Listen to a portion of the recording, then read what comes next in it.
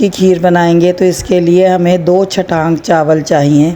जैसा कि आप देख सकते हैं कि इसको बग़ैर पानी के ग्राइंडर के जग में डालकर थोड़ी देर इसे चलाएंगे ग्राइंडर को, तो उससे ये चावल के दाने टूट जाएंगे, टूट के छोटे छोटे दानों में चेंज हो जाएंगे और इससे हमें खीर का बहुत ही ज़बरदस्त टेक्सचर मिलेगा, क्योंकि ना तो ये पाउडर है बल्कि ये बिल्कुल छोटे छोटे टुकड़े हैं चावल के दानों के। इनको पानी से धो लेंगे इस तरह से कि ऊपर जो पानी आता जाएगा उसे निथाड़ लेंगे। इस तरह से ये चावल साफ़ हो जाएंगे।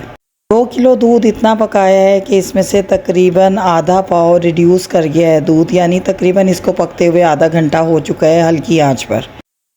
इसके अंदर हम ये भीगे हुए चावल जो कि तकरीबन आधा घंटा भीगे हुए हैं इनको ऐड कर देंगे।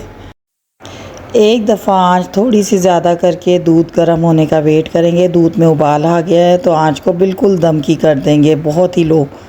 अब ये आहिस्ता आहिस्ता दम की आंच पे पकता रहेगा। दरमियान में हम हर 15 मिनट के बाद इसमें चम्मच चला देंगे। इसको पकते हुए 1 घंटे से ज़्यादा का टाइम हो गया है चावल डालने के बाद। आप देख सकते हैं कि जैसा कि साइडों से कि इसमें दूध भी रिड्यूस हो गया है और चावल के दाने इतने फूल गए हैं कि इसकी एक अच्छी कंसिस्टेंसी बन गई है।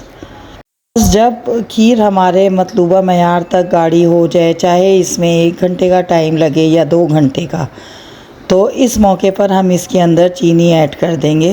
रिवायती खीर जो बनती है उसमें जैसे 2 किलो दूध है तो 2 छटांग चावल और 2 पाव चीनी ऐड की जाती है, मगर आज के दौर में न्यू जनरेशन इतनी चीनी इस्तेमाल नहीं करती, तो बस हम 1 पाव से कुछ ज़्यादा डालेंगे।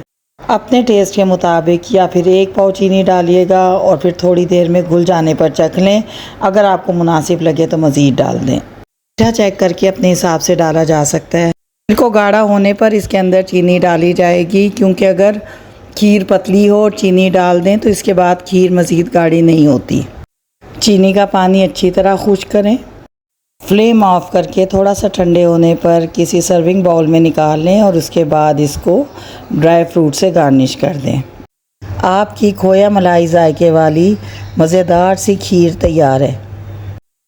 एक दफ़ा इस तरीके से ज़रूर ट्राई करें। पसंद आए तो हमारे चैनल को सब्सक्राइब कर दें।